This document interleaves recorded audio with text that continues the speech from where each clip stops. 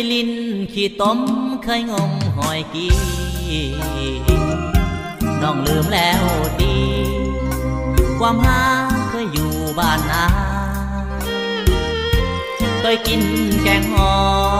ยลาบก้อยหมดแดงแกงปลาอยู่หัวดากะเว้าห้องให้อยากกลับไปบ้านนาของเฮาเจ้าไปอยู่ไสขอให้ติดต่อนัดกันเมื่อพองานบุญบังไฟบ้านเอาอายกะสิเมื่อน้องก็ให้เมื่อพ่อกันคือเก่าอยู่ห้องว่าบ้านนาคอยเจ้ากินลำเนา